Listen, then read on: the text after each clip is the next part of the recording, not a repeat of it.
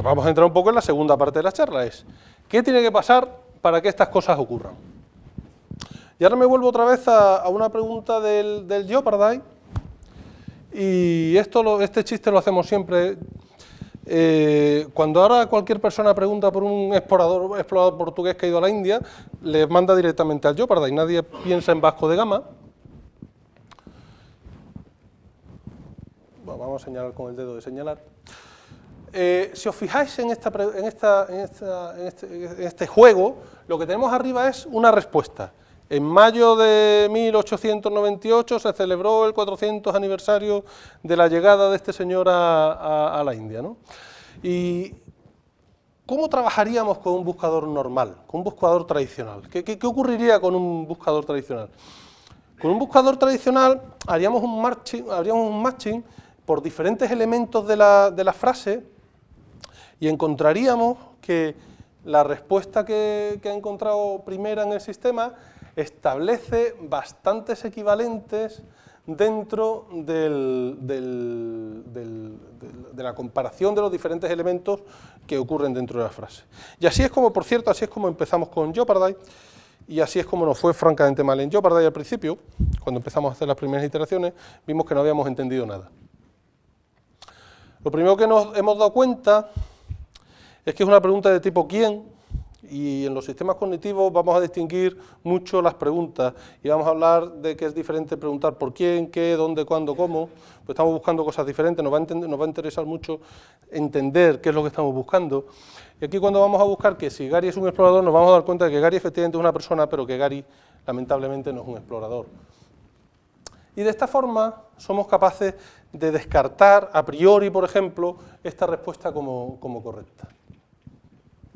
Frente a esto, ¿cómo lo hacemos con Watson? Con Watson lo primero que hacemos es separar las frases, dividir las frases haciendo análisis sintácticos y semánticos, y esto, fíjate, viene mucho al hilo de lo que tú dirías, es lo que hemos hecho en la parte de la derecha. Yo en la parte de la derecha puedo tener hecho un etiquetado, pero es que la parte de la izquierda es la pregunta que me acaba de llegar en tiempo real, entonces no puedo dedicarle tiempo a según qué cosas, y entonces tengo que ser capaz de correr diferentes algoritmos sobre cada una de las unidades en las que he dividido la sentencia, y soy capaz de entender, por ejemplo, que el 400 aniversario de mayo de 1898 tiene un grado de paralelismo bastante fuerte con el 27 de mayo de 1498. ¿Por qué? Porque es el mismo mes. Es el mismo mes y no le vamos a dar un peso absoluto fuerte porque no es el mismo día, es un día que está en ese mes, con lo cual el peso que tiene es relativo, pero vamos a entender que es un peso razonable. Por otro lado, encontramos en el texto perífrasis. A las perífrasis le vamos a dar un peso alto. Entendemos que hay una equivalencia 1:1 cuando nos encontramos una perífrasis. Y ahora veremos dónde agregamos esta fuente de información. Por otro lado, vamos a correr también algoritmos de tipo geográfico que nos van a decir que Kappa Beach está en la India, aunque no es exactamente el mismo sitio, sí está contenido adentro, con lo cual dentro del universo geográfico vamos a establecer que hay un cierto paralelismo, una cierta correlación en el hecho. Y por último tenemos Vasco de Gama, que además de ser una persona, sabemos que es un explorador, con lo cual nos parece muy relevante para el tipo de pregunta que estamos haciendo, ¿no? Con lo cual podemos devolver al sistema con un alto grado de probabilidad, con una gran confianza en la respuesta, que Vasco de Gama es la persona que estamos buscando. En este caso, concretamente, si estamos jugando al Jeopardy, la respuesta sería ¿quién es Vasco de Gama? ¿Vale? Y basado en un documento en el que nos dice que el 27 de mayo de 1498 Vasco de Gama desembarcó en Kappa Beach. ¿Y esto cómo lo hacemos? Esto lo vimos más en profundidad en la sesión del otro día, y es de las cosas también que podemos ver en bastante documentación, es cómo está construido el sistema. Hemos hablado de que lo primero que nos preocupa es el tiempo real. Entonces, cuando hablamos de que el tiempo real nos preocupa, tenemos que ser capaz de ejecutar toda esta pipeline de la toma de decisión de manera paralela. Tenemos que, para cada pregunta que nos llega, tenemos que de manera paralela ser capaz de abrir todos los hilos de toma de decisión que podamos, cuanto más mejor, en horizontal, de manera que seamos capaces de construir una tabla de posibles respuestas tan grande como sea posible. Lo que nos interesa es buscarlo primero dentro de nuestro dominio de información, un universo tan grande como sea posible en la toma de decisión. Entonces lo primero que hacemos es cuando nos llega la pregunta, hacemos el análisis de la pregunta y la descomponemos. La descomponemos y empezamos a buscar dentro del dominio de información todas las piezas de información que puedan tener, valga la redundancia, información relevante para la toma de esta decisión. Lo que vamos haciendo es explotar todas las búsquedas que podamos. ¿Y para esto qué hacemos? Pues lo que hacemos es correr toda una serie de algoritmos de búsqueda, aquí vienen algunos ejemplos, actualmente son bastante más, que nos permite localizar en nuestro dominio de información datos o piezas de información que entendemos que sean relevantes. Vamos a buscar por diferentes, además, usando cuanto mayor la variedad de algoritmos mejor, en la primera parte, en la parte de arriba, y adicionalmente a esto, lo que vamos a hacer también es construir nuestros propios sistemas de búsqueda que nos permitan, durante el proceso de aprendizaje del sistema, enseñarle qué elementos dentro de nuestro dominio de información que estamos estudiando son similares. Quiero decir, si dentro de nuestro dominio de información, medio de pago y tarjeta de crédito en un momento dado pueden guardar una cierta similitud, vamos a querer que, aunque no sean sinónimos, sí tengan un cierto peso cuando hacemos ese matching. Y vamos a construir un sistema que nos permita, Pragmatic Search, establecer ese grado de, no sería exactamente sinónimo, sino de equivalencias de concepto. Lo siguiente que tenemos que hacer es generar toda esa, en función de todas las búsquedas que hemos lanzado, en paralelo, queremos generar los candidatos a respuesta posible. Y si os fijáis, algunas cosas curiosas que tenemos aquí es, para ganar a Jeopardy lo que cargamos fue la WikiDB, la base de datos que soporta la Wikipedia, porque teniendo en cuenta que lo que estábamos buscando era un juego de conocimiento general, pues como fuente de conocimiento general pues ya nos iba bien. Además, la Wikipedia sí tenía una cosa positiva, que es que las cosas están calificadas. Hay títulos, hay negritas, hay cursivas, hay subrayados, hay enlaces. La información no está puesta en bruto, y esto para nosotros es relevante, porque si algo aparece en el título le vamos a dar mucho más peso que si aparece en el documento, en texto plano, si aparece en negritas, si aparece en un subtítulo, si aparece como título de una cabecera. Y luego veremos que lo mismo que esto lo usamos cuando absorbimos la Wikipedia, cuando ejecutamos un proyecto tradicional y lo que estamos es subiendo, por ejemplo, un catálogo de productos, y ese catálogo de productos tiene títulos con los descriptores de los productos, tiene negritas sobre información relevante de los productos, la forma en la que vamos a procesar toda esa información también va a ser relevante. Lo siguiente que hacemos es la generación de todas las hipótesis y empezar sobre el cálculo de las hipótesis a generar para cada uno de los diferentes algoritmos, darle un peso a la respuesta que tenemos contra cada una de las respuestas que estamos considerando, ¿de acuerdo? En esta fase. Por último, lo que tenemos que hacer es la síntesis de todas ellas, porque acordaos que esto lo he lanzado en un proceso multihilo sobre una arquitectura WIMA. Si queréis buscar la arquitectura WIMA, está publicada, no es una arquitectura propietaria de IBM, es lo que hemos usado es una adaptación de arquitectura WIMA bastante sencilla, que nos permite entender cómo puedes para cada uno de estos elementos de la pipeline pasar la información de uno a otro, ¿de acuerdo? Y lo que tenemos que hacer posteriormente, como cuando hablábamos de los procesos de HPC, es recuperar toda esta información y ser capaces de establecer en una sola tabla cuáles son las respuestas con mayor probabilidad de acierto, que llamaremos con mayor confianza, en función de un modelo sencillo de regresión lineal en la que le damos peso a cada uno de estos elementos que hemos ido considerando en los algoritmos. ¿Y cómo determino cuál es el peso que le voy a dar a cada uno de los algoritmos en la toma de decisión? En el entrenamiento es cuando voy a realizar esta tarea. Durante el entrenamiento voy a ver cuáles de estos algoritmos tienen más peso o menos peso durante la toma de decisión. Si queremos entrar en un poco de detalle en algunos de los elementos, pues por ejemplo vamos a ver que en el caso geográfico, el posicionamiento geográfico, por ejemplo, va a ser relevante, porque lo que vamos a estar trabajando con conceptos geográficos. Vamos a ver que los procesos de relación temporal también son relevantes y tenemos que ser capaces de entender conceptos temporales de manera completa. Estoy hablando de 2 días después de dentro de 2 semanas, tengo que saber exactamente qué es dentro de 16 días.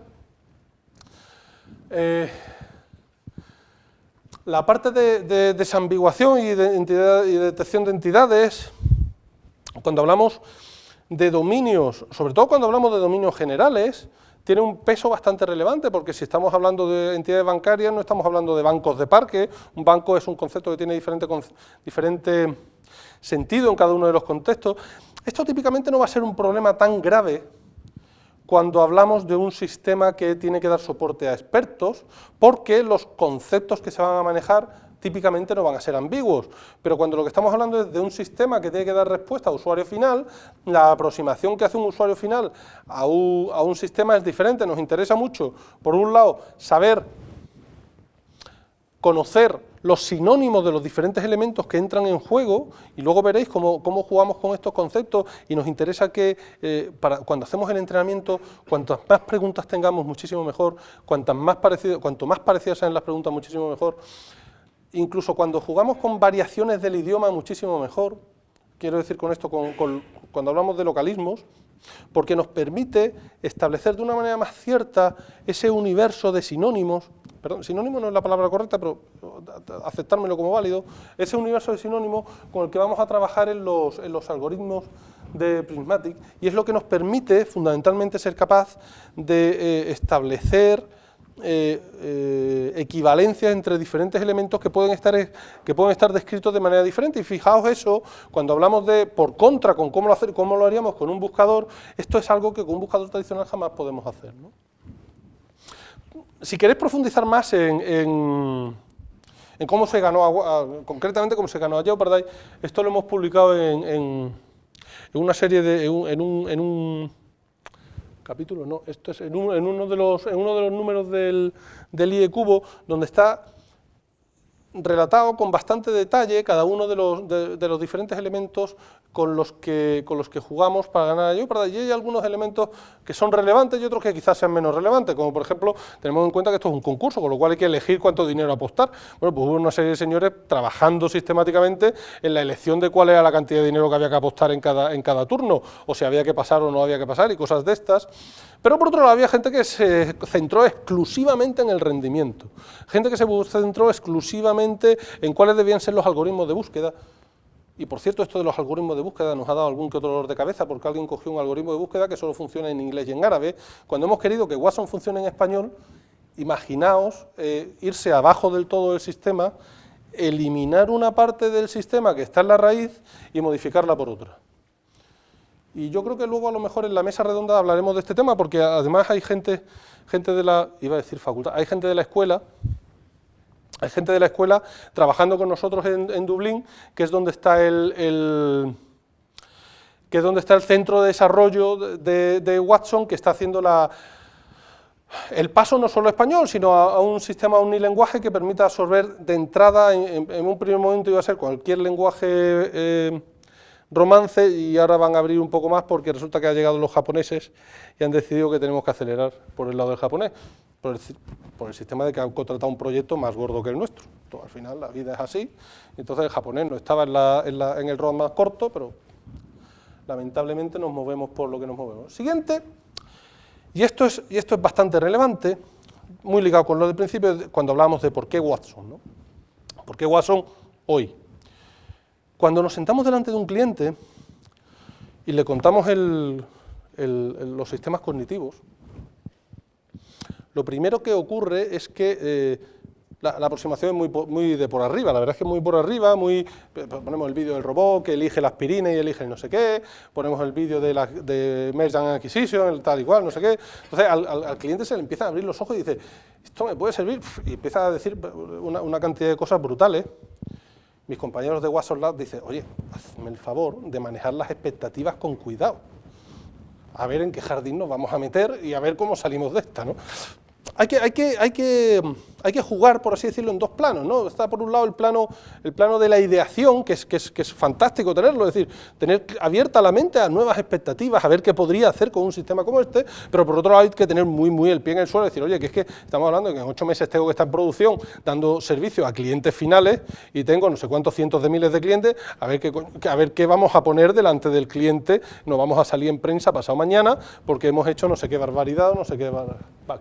Entonces, una de las primeras conversaciones que hay que tener con el cliente es sobre esto que hemos hablado, que es un sistema cognitivo, tal y como lo entendemos, ¿qué podemos construir? ¿Vale? Y entonces, lo primero que empezamos es a construir patrones y soluciones que permiten aplicar esta tecnología, ¿vale?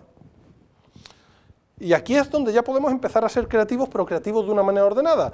Tenemos una base sobre la que construir, tenemos un sistema sobre el que construir, ahora vamos a ver cómo vamos a ir construyendo los patrones. El primero es el más sencillo, el Engagement Advisor. El Engagement Advisor lo hemos estado intuyendo desde el principio, es ese sistema que da soporte a una persona, por ejemplo, que está en un contact center. A una persona que está recibiendo una llamada y tiene que responder en la llamada cuál es el producto más adecuado. El caso, por ejemplo, lo que estamos haciendo en La Caixa es bastante, una fuente de anécdotas inacabable, que la traducción al español la estemos haciendo con La Caixa en Barcelona. Lo que nos permite es a los señores que están en las sucursales de atención a pymes, esto no es secreto, está publicado, lo podéis buscar en internet con toda tranquilidad, a estos señores que están en sucursales en atención a pymes, cuando la pyme se quiere internacionalizar, ayudarle en ese proceso de internacionalización.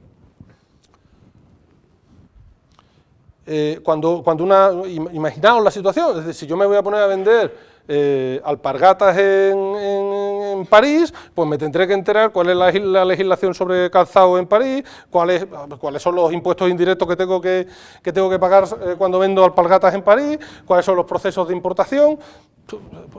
¿A qué hora puede entrar el camión en París? Porque a lo mejor resulta que en París no puede entrar un camión a cualquier hora.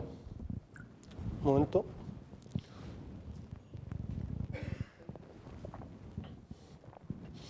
Y ahora imaginaos el escenario en el que el señor director de la sucursal de La Caixa está sentado con el fabricante de alpargatas y le está haciendo todo este tipo de preguntas, porque él lo que quiere es darle el crédito a la exportación al señor de alpargatas, y dice, si yo le contesto estas preguntas, yo me convierto en su socio comercial, nos vamos juntos a vender las alpargatas a París y le puedo vender el crédito, que es mi objetivo, porque yo tengo que vender crédito, que para esto está.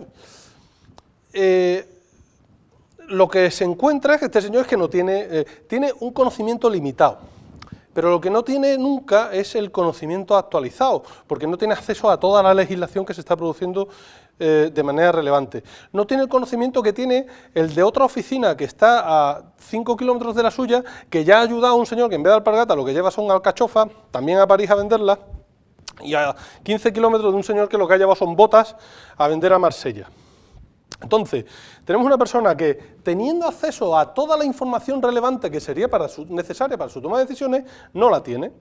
Y en este punto es en el que nosotros posicionamos Watson como un advisor del director de la sucursal que tiene que responder a preguntas delante de este señor.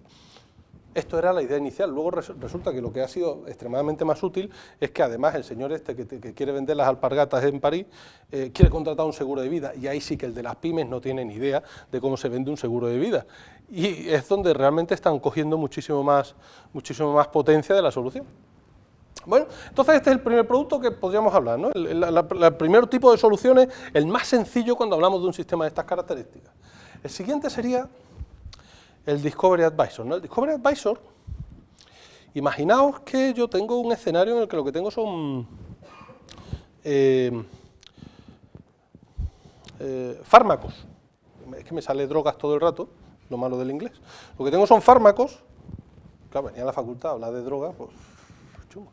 Lo que tengo son fármacos que están constituidos a partir de moléculas químicas con conceptos relevantes para una solución concreta.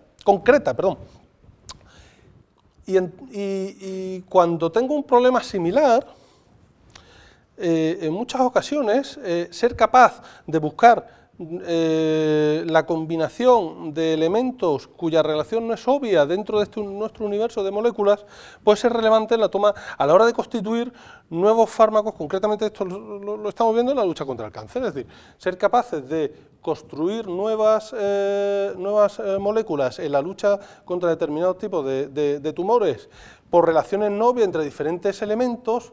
Es relevante y aporta valor para la industria farmacéutica, en la que el TRAI, la fase de experimentación, es costosísima dentro de un proceso muy largo que lleva al mercado, ¿vale? Esto a título anecdótico, hemos hecho una cosa que se llama Chef Watson, con el mismo concepto, es decir, tú coges al sistema, le enchufas todas las recetas, y dices, hazme recetas nuevas, mezclas cosas y a ver qué sale. El otro día, el evento de Watson que montamos en Madrid, vino la gente de Ferran Adrià. Bueno, pues oye, no deja de ser un juego, no deja de ser un divertimento, pero ayuda mucho a entender cómo funciona un sistema de este estilo. El siguiente es el Oncology Advisor. Tenemos sistemas que son capaces de ayudar no al diagnóstico, sino a la sugestión, no. Lo del Spanglish nos va a matar. A la recomendación de tratamiento. La recomendación de tratamiento en escenarios en los que yo tengo una serie de características de mi paciente y quiero ayudarle a ver cuál es el tratamiento que podría significar una mejora en su calidad de vida. El sistema lo tenemos accesible, si luego tenemos tiempo, si queréis entramos en el sistema y os enseño un poco cómo funciona, porque la verdad es que es espectacular, ¿no? Y veréis cómo tiene dos partes, una parte que es del historial médico, ser capaz de extraer todos los elementos relevantes para la toma de decisión, y esto ya lo haríamos con cualquier sistema que entendiera semánticamente un historial médico, pero la otra parte es la parte de sugerir tratamientos farmacéuticos, tratamientos oncológicos en el ámbito en el que conocer el historial médico y algunos detalles que no están incluidos en el historial médico puede ser relevante. Ha llegado mi jefa. El cuarto, el de Policy Advisor, dentro de que podría parecer el más feo, más aburrido, luego resulta que es extremadamente relevante, porque muchos de los procesos que sistemáticamente estamos lanzando, se trata sencillamente de saber que algo en lo que estamos trabajando, si se adecúa o no se adecúa a un cuerpo, puede ser legislativo, puede ser normativo, puede ser de otro tipo, a la hora de tomar la decisión, de decir, oye, estas premisas con las que yo estoy jugando, ¿encajan dentro de este cuerpo o no encajan dentro de este cuerpo? Claro, este proceso, cuando hablamos de banca precisamente, actualmente para ellos tiene una complejidad muy alta saber, después de todo lo que ha pasado, a buenas horas, saber si a una persona determinada le pueden ofrecer o no le pueden ofrecer un producto, por las complejidades de los productos, ¿no? Entonces, bueno, resumiendo un poco lo que hemos visto antes del Engagement Advisor, imaginaos ese escenario en el que tenemos el contact center. Lo que necesito es una capacidad de interrogar en el lenguaje natural, ya sea al cliente final o ya sea a nuestra persona que está en el contact center, para que le estemos recomendando el producto concreto que se adecúa a cuáles son las premisas, a cuál es el perfil de esta persona.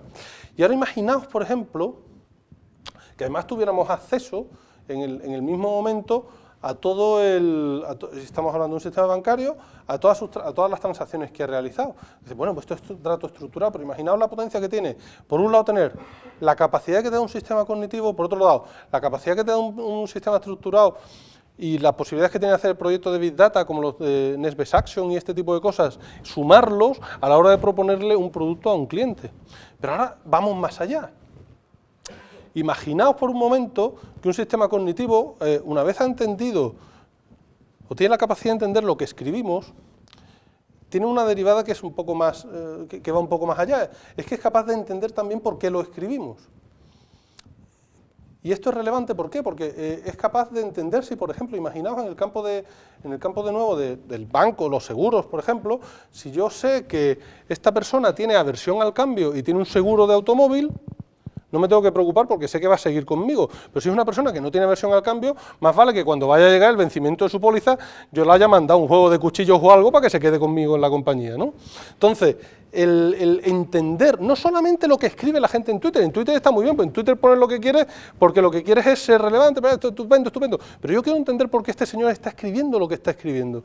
Ser capaz de dar la vuelta e ir al trasfondo donde estamos entendiendo cómo funciona esta persona va a ser relevante a la hora de construir estos sistemas. El del Discovery Advisor, la verdad es que fuera del mundo farmacéutico, bueno, y quitándolo del chef, no estamos aplicándolo en ningún otro sitio más. Hasta que de repente el otro día estaba con la Oficina Española de Patentes y Marcas. Claro, la Oficina Española de Patentes y Marcas tiene un problema muy similar al que él anunciaba antes. Yo lo que tengo es un dominio de información muy bien etiquetado. Y lo que necesito es, ahora que me llega una patente nueva, quiero ver si me hace matching con lo que tengo metido en casa. Y hasta ahora la aproximación que hacían era, pues eso, a base de etiquetado, comparo los etiquetados y ya está.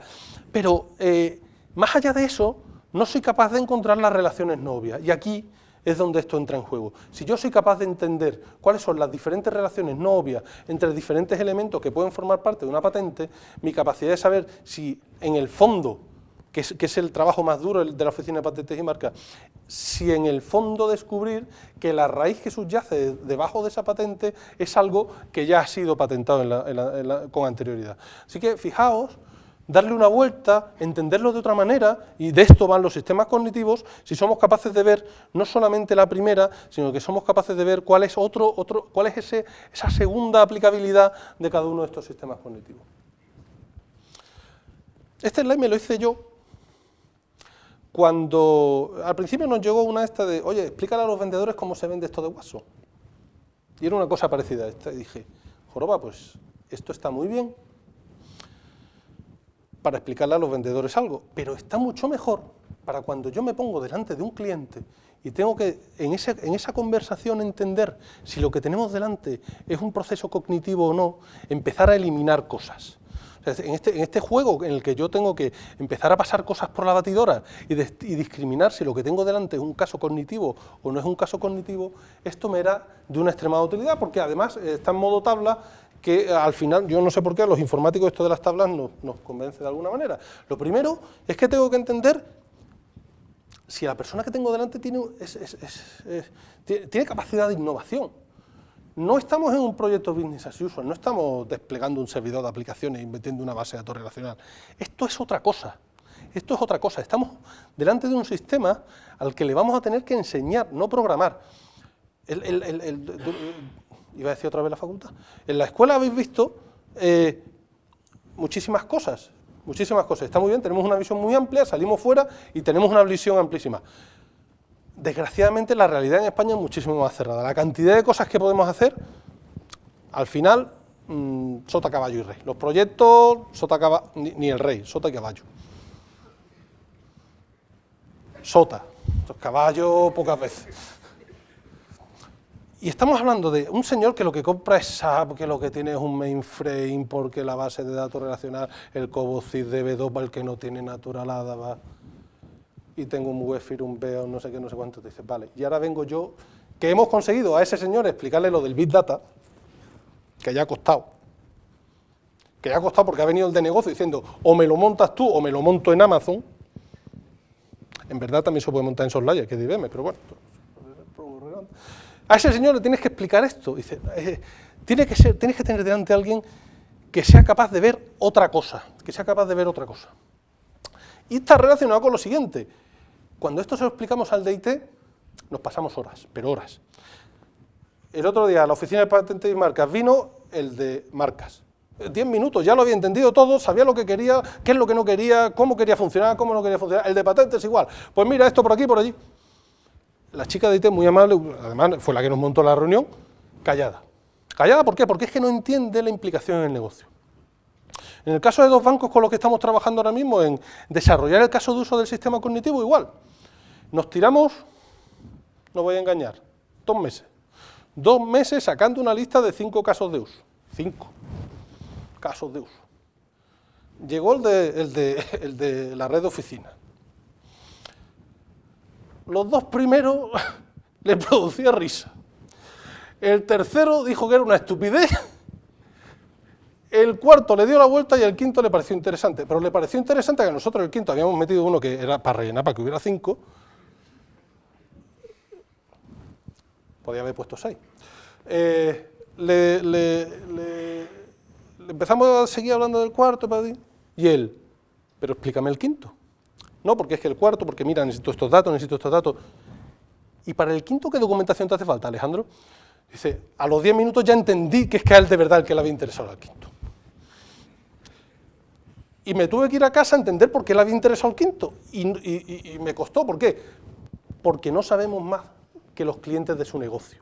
Entonces, hay que ser humilde, tú llegas con las mejores ideas y hablas con el DIT del banco, que también tiene las mejores ideas, pero es que el DIT del banco tampoco conoce muy bien cómo funciona el banco.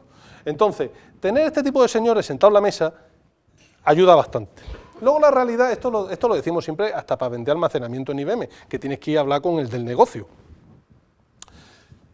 En este caso es verdad, en este caso es relevante, porque el señor del negocio es el que conoce el que conoce cómo aplicaría el sistema cognitivo. Luego el siguiente punto, el de mantente más o menos cerca del suelo, es una... Poco más y se me tiran a llorar los de Watson Lab, los de desarrollo. Por favor, Alejandro, a ver qué vais contando. A ver qué vais contando, porque luego lo vengo yo a hacer. A ver en qué jardín me metes. Es decir, si ya estamos hablando de un tema de innovación, ser capaz de mantener la visión arriba, los pies en el suelo, para mantenerte en un canal de factibilidad, de que aquello que estás pensando se puede hacer. Y los que vayan a la asignatura de la que hablábamos al principio, pues está muy bien el universo de esto, pero cuando os tengáis que poner a hacer una práctica, pues esto está muy bien, los sistemas cognitivos están fenomenal, pero es que el año que viene el que coja la asignatura se tiene que poner a hacer una práctica con un sistema como Watson, que tiene una interfaz y tiene una aplicación para meter los datos, y el etiquetado se hace de una manera y no de otra, entonces eso ya te arrastra por el suelo de una manera brutal, porque está muy bien el mundo de la fantasía, pero cuando ya esto se convierte en una cosa a la que accedes por el puerto 80, las cosas cambian. ¿Qué tipo de datos es el que nos va a parecer razonable? Fijaos, durante toda la conversación lo hemos estado diciendo, salvo casos excepcionales en los que está muy bien añadir al tema dato estructurado, lenguaje natural en el que hablamos las personas. Por cierto, lenguaje natural. Esto quiere decir, no sé vosotros cómo son los PowerPoint que hacéis vosotros, pero vamos, los PowerPoint que yo hago no están escritos en lenguaje natural. Las frases tienen sujeto, verbo y predicado. Yo a veces pongo un verbo, pero no todas, en la frase. Entonces, ¿qué es lo que nos interesa? Algo que esté escrito en lenguaje natural, en la forma en la que las personas hablamos, nos va a interesar que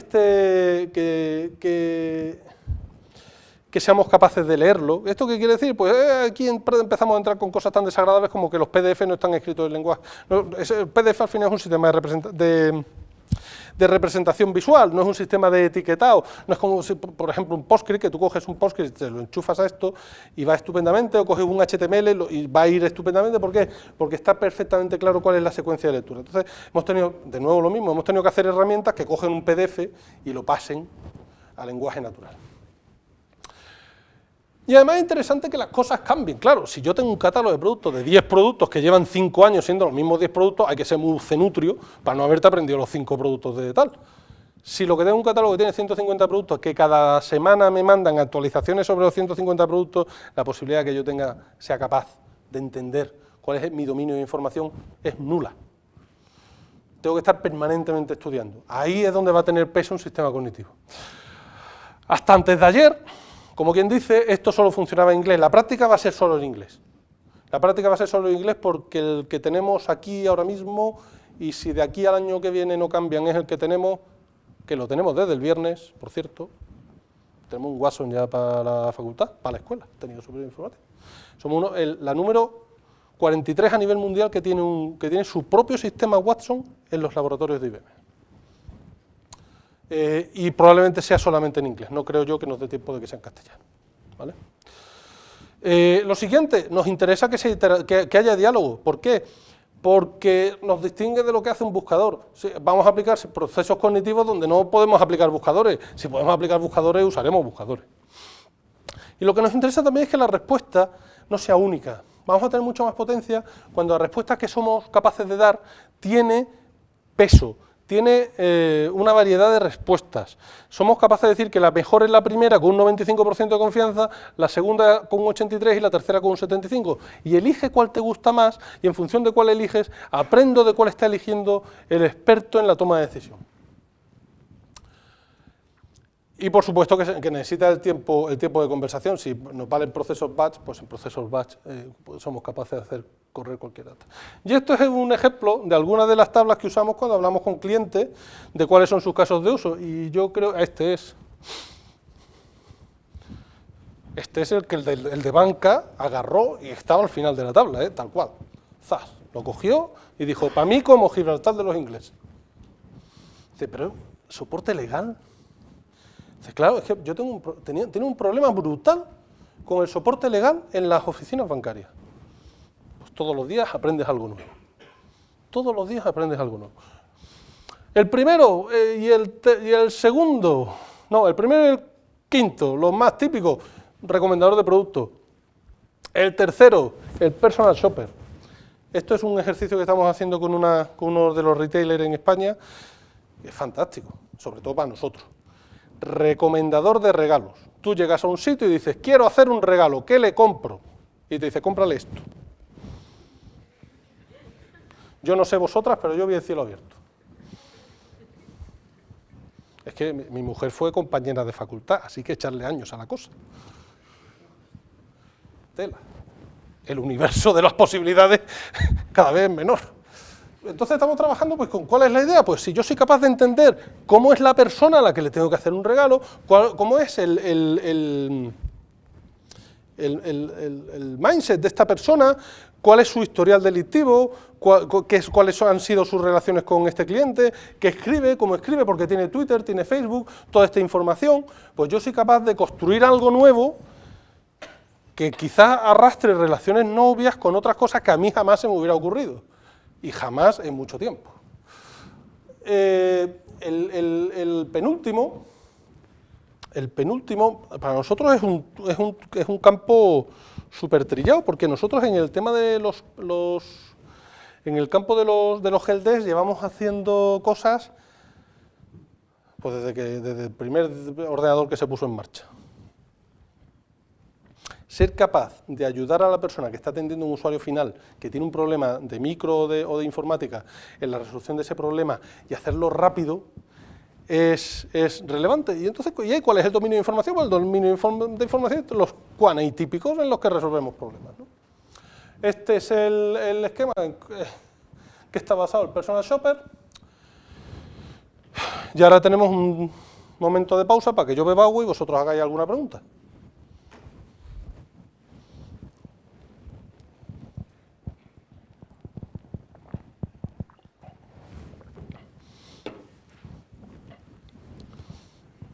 Hombre, venga de ahí.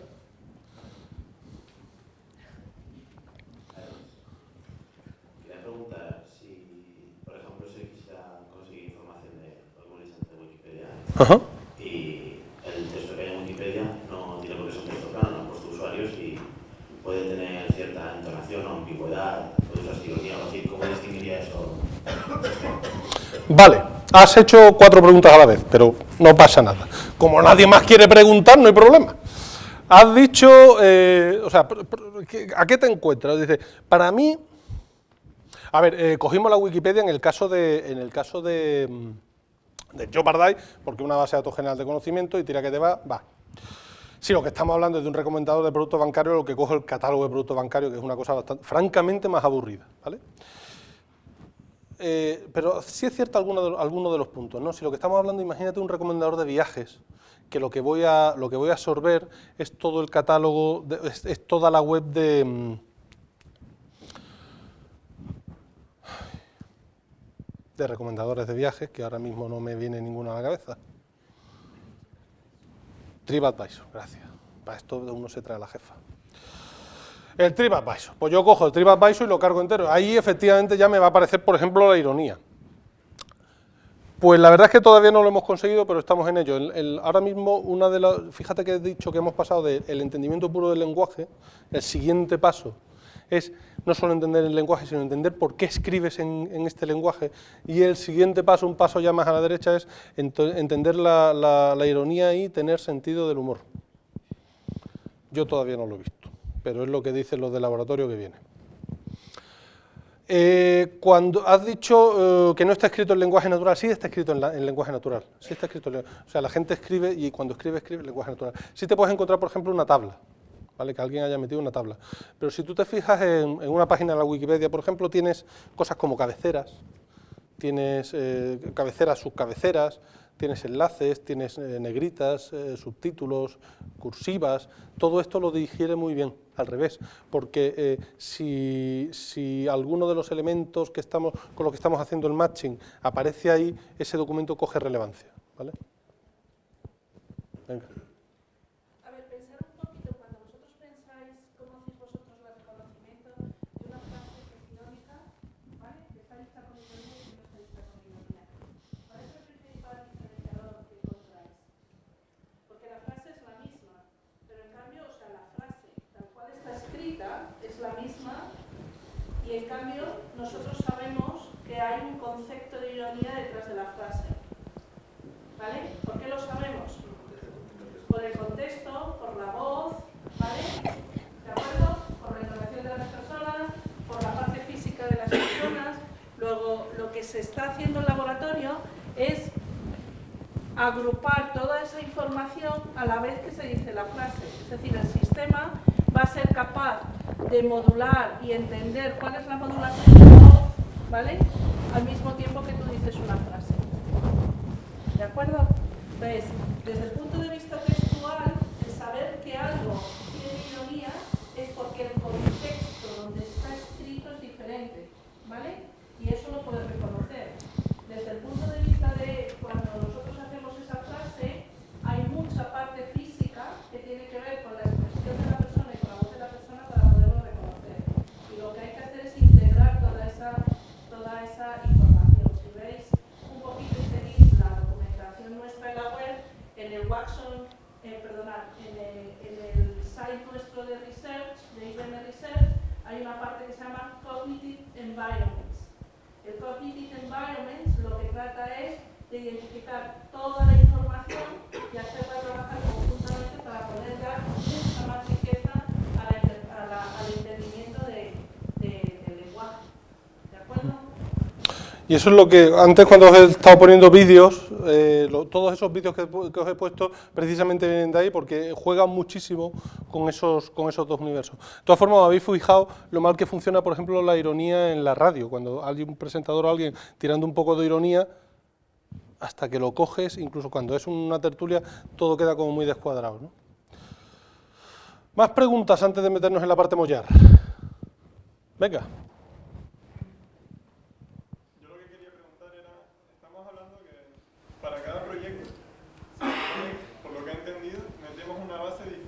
Correcto. Por ejemplo, para el sí. party metemos Wikipedia. ¿No sería interesante a lo mejor una base global de alguna forma metiese todos los subsistemas para sacar una inferencia?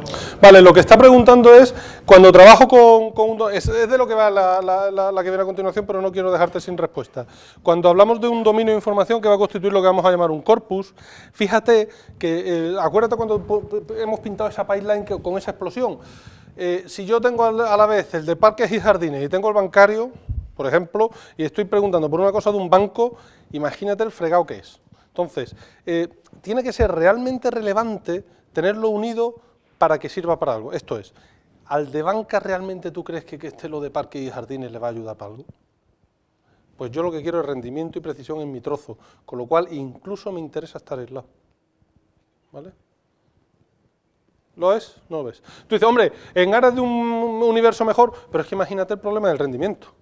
Si tengo que hacer todas estas búsquedas en paralelo, la potencia que necesito para cada pregunta es mucho mayor. Entonces, ¿tendréis que meter dinero en computación cuántica? Bueno, has visto que una de las cosas que tenemos son los procesadores sinápticos, que para allá vamos, paso a paso. Seguimos siendo los que más patentes tenemos, o sea que señal de que a investigación le dedicamos algo. Bueno, y tenemos premios Nobel en nómina. No todas las empresas pueden presumir de tener premios Nobel en nómina. Esto es una cosa, precisamente, bueno, más en la parte de... ¿cómo se llama esto?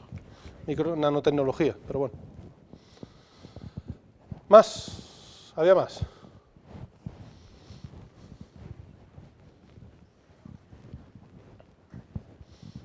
Yo quería preguntar un poco, ¿en qué medida habéis considerado en el diseño por lo que has explicado de los sistemas cognitivos y el caso por ejemplo de Watson, el uso también no solo de información textual o cualitativa, sino de información cuantitativa, tipo series temporales, Vale. información numérica? Vale. No, ¿por qué? A ver, no porque no de manera complementaria. Quiero decir, cuando eso no es un problema que no esté resuelto. Entonces, cuando estamos yendo a ese plano, por ejemplo, series numéricas, por ejemplo, en el caso bancario, si nos interesa el tema de las transacciones, ¿no? Lo que hacemos es unir al final. O sea, corremos los dos procesos en paralelo y al final constituimos una cosa que se llama Wealth Advisor, que nos permite recibir las dos fuentes de información y ser capaz, por ejemplo, en el caso bancario, que lo que está haciendo es lo que tú acabas de prometer, constituir una agenda comercial. O sea, ese problema, además, no es un problema sencillo, es de los problemas más complejos que hay cuando intentas unir los dos mundos. De hecho, por ejemplo, fíjate, cuando hemos dicho que Watson está en español, nos dicen, oye, pero dice, en español, en la parte en Game Advisor sí, la parte de Wealth Advisor no. O sea, añade un grado, un orden de magnitud de complejidad al problema. ¿Vale? Entonces, no lo hemos hecho en la raíz, porque es que tampoco tiene mucho sentido meterlo en la raíz. Por la forma en la que trabaja, tiene mucho más sentido meterlo después y unir las dos respuestas y mezclarlas, ¿vale?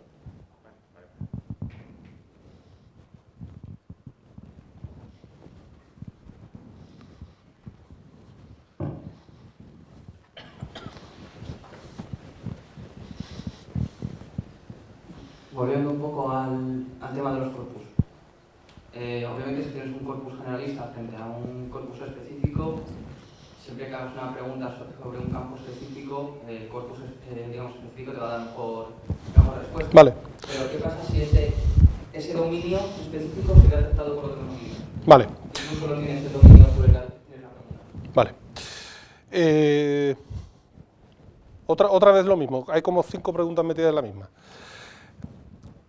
Lo vais a ver en la parte que viene ahora. Es muy relevante entender que cada sistema cognitivo está pensado para responder a un tipo de preguntas, cuando hablamos de uno específico. Esto es, hay una empresa en España que es de las primeras 200 que ha hecho un producto sobre Watson, un producto comercial, precisamente un producto de medios de pago. Disputas en medios de pago, se llama la cosa. Cuando tú pagas con una Visa en Nueva York, imaginaos un escenario en el que la transacción es aceptada, pero vuestro banco de aquí, el que no tiene por qué ser el emisor de la tarjeta, deniega la operación. ¿Quién es el responsable? Resulta que hay 2 legislaciones que aplican. La norteamericana, no la de Estados Unidos, sino la norteamericana, que es única. La europea, la normativa del banco, la del emisor de la tarjeta y la de la marca, en este caso Visa. Todo eso lo tienes que tomar en cuenta a la hora de ver quién es el responsable, quién paga. Porque el banco ha dicho que no paga, tú te has llevado a casa la enciclopedia que te has comprado en Nueva York, una cosa típica. ¿Quién paga esa enciclopedia? Porque tu banco ha dicho que tú no. Cuando me dejaron este sistema a mí la primera vez, dice, mira Alejandro, esto es cojonudo y tal y cual. Me dejaron el interfaz. Lo malo de esto es que los interfaces de los sistemas cognitivos tal cual son bastante poco sexys. La pantallita para poner una pregunta. ¿Qué le preguntas? ¿Qué es una tarjeta de crédito? Yo qué sé de medios de pago, ¿qué es una tarjeta de crédito? Pues le preguntas qué es una tarjeta de crédito a un sistema experto en resolver disputas en medios de pago y te dice, ¿qué me estás preguntando? O sea, te da una serie de respuestas que dice, no entiendo lo que me estás preguntando. Un sistema cognitivo, y ahora lo vamos a ver vamos a hablar de cómo se entrena un sistema cognitivo, es relevante para lo que lo estoy entrenando, ¿vale? Entonces, Jeopardy, un sistema cognitivo para jugar al Jeopardy, con preguntas abiertas. Medios de pago, disputas en medios de pago. No le preguntes qué es una tarjeta de crédito porque no lo sabe. Entre comillas, si tú coges a un experto de medios de pago y le preguntas qué es una tarjeta de crédito y le dices que se lo estás preguntando como experto, dices, espérate, dame una semana para responderte bien, porque es que lo que quiere, ¿qué me estás queriendo preguntar? Dice, porque es una tarjeta de crédito, todo el mundo lo sabe. ¿Vale? Entonces, es relevante entender las preguntas que le vamos a hacer a un sistema cognitivo para saber cómo lo tenemos que entrenar. ¿Y quién lo tiene que entrenar, por tanto? Expertos. Y hemos fracasado históricamente cuando nos hemos inventado los entrenamientos.